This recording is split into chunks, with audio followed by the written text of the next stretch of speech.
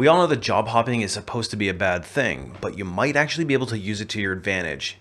Stick around in this video, I'm going to tell you how. Hey everybody, it's Brian from A Life After Layoff, and today I want to share with you how to use job hopping to get a higher salary. That's right, you actually heard it correctly. I'm actually encouraging job hopping in certain circumstances. Now, if you've watched any of my previous videos on job hopping, you know that I'm not the biggest fan of it because I have seen it hurt more people than it helps.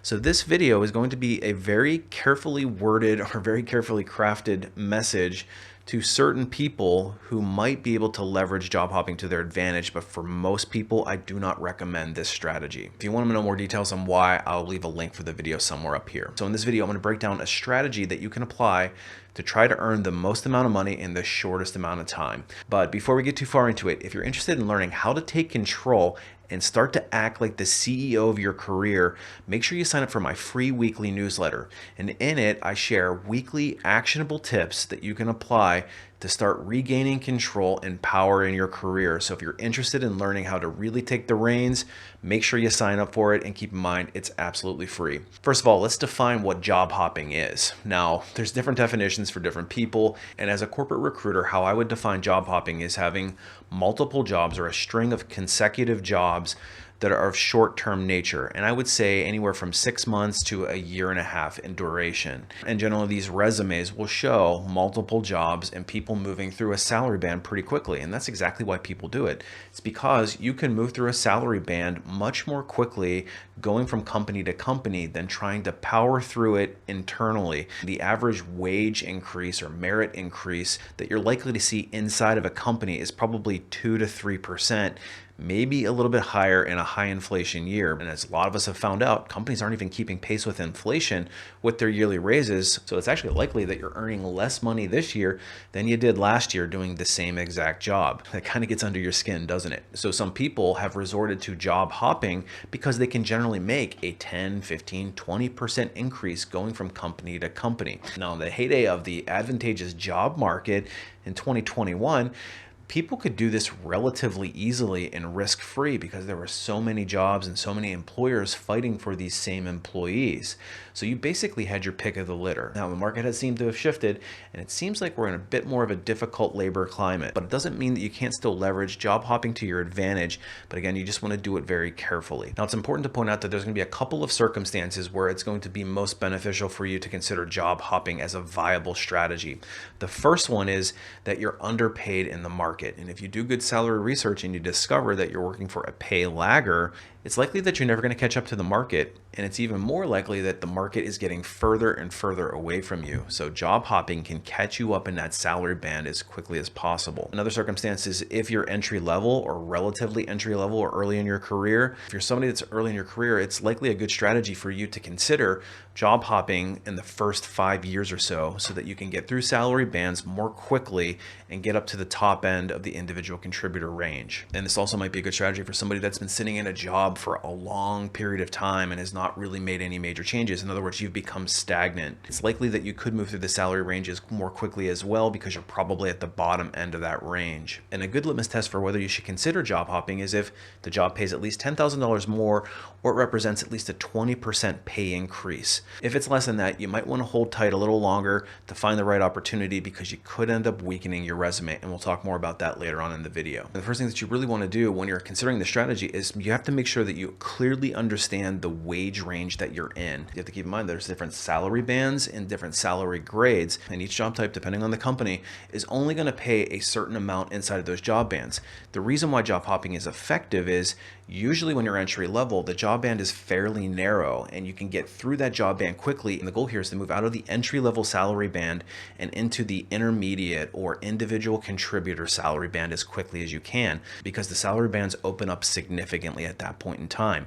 There's also a senior salary band as well, and this is before you had hit the management ranks. So you obviously have to do good salary research and understand what the market is paying for these different job types. Keep in mind, you got junior employees, just standard employees, and you've got senior level employees all at the individual contributor level. So make sure that you're comparing apples to apples here when you're looking at salary bands. And you should also be targeting pay leaders versus pay laggers. It's a whole other concept concept that I've talked about in other salary videos, but the concept here is that you want to go after the highest paying employers in your industry. And as you start this process, I would recommend no more than 3 very carefully and purposefully timed hops to get to the top end of the salary range. Any more than that, and you could be risking ruining your resume. And that's why it's important that the company that you go to is a reputable employer and that you're getting the right experience to qualify yourself for the next hop. Because if you don't get the right experience and you don't know how to market yourself effectively, this process is not probably going to work as well as you had hoped. And once you get into the role, you should have a very clearly defined exit strategy of how long you want to be there, what experience you need, and what the next likely step after that is. Now, you have to keep in mind that there is a point of diminishing returns here, because once you get into the senior salary bands or the senior range, there's only so much that the market will pay for a certain job type, certain type of experience. In other words, if you stay too long in a certain job type or a certain job classification, eventually you will hit the top end of the range of what the market is willing to bear. They're not going to continue to pay you these 10, 20, 30% raises each time you jump if you're already making a certain amount of money. So it's really important to carefully time out those hops to make sure that you're at the salary range by the end of the 3rd hop. Otherwise, again, you could be getting yourself into trouble, because there are some dangers to job hopping. The most obvious one is being branded the dreaded job hopper by a hiring manager. And that one is a very difficult bias to get beyond. And you have to really have a tight resume and tight interview strategy in order to convince a hiring manager that your job hopping is not going to be problematic. Because basically what they'll say is, well, if you've only stayed 6 months to a year at each employer and you've had 6 or 7 of these, what makes me think that my job is going to be any different? And they have a valid point there. And I promise you, hiring managers do take notice of this, and they will eliminate your candidacy if you have too many jobs that you've hopped. So I really want to stress the point that you have to use job hopping very carefully in order to get to the top end of your range and know exactly what you're doing. This is not just an excuse to go work somewhere, do a half-assed job, quit, go on to the next company, quit, flick that boss off, kick over his planner, go on to the next company, and just keep that pattern going, because it will become a very problematic issue for you. In Resume Rocketfuel, I do teach people how to address job hopping on their resume, but it is a bias that you really don't want to have to defend, because it's a particularly difficult one. So the moral of the story is, if you're trying to leverage job hopping to your advantage, it can be a very viable strategy to get up to the top end of your salary bands quickly. However, we have to do it very carefully. Make sure that you know exactly what you're doing. Make sure that you know how to market it correctly on a resume so that it doesn't bring up as many red flags.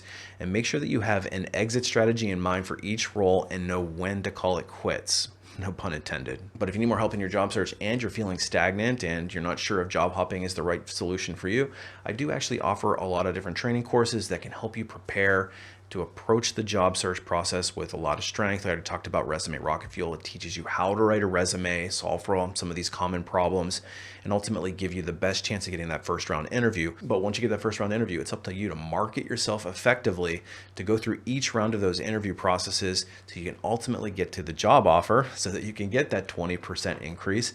And that's where the Ultimate Job Seeker Bootcamp comes in. And I give you strategies on how to approach each round of the interview process and how to negotiate your offer so that you don't leave any money on the table. And I believe that that alone is worth the price of admission. But the best way to get hired and get these big salary increases is through having a recruiter coming and recruiting you away. And that's where Unlocking LinkedIn comes in, because it teaches you how to market yourself the correct way so that you get recruiters to start noticing you and skip right to the front of the line with your job applications and get right into the interview process. And trust me, it's a much easier way to get hired when the recruiter is finding you, or you can skip the recruiter altogether. So I teach you how to do that in Unlocking LinkedIn. So I hope this video helped. Well, happy job seeking, and as always, appreciate you watching. We'll see you on the next one.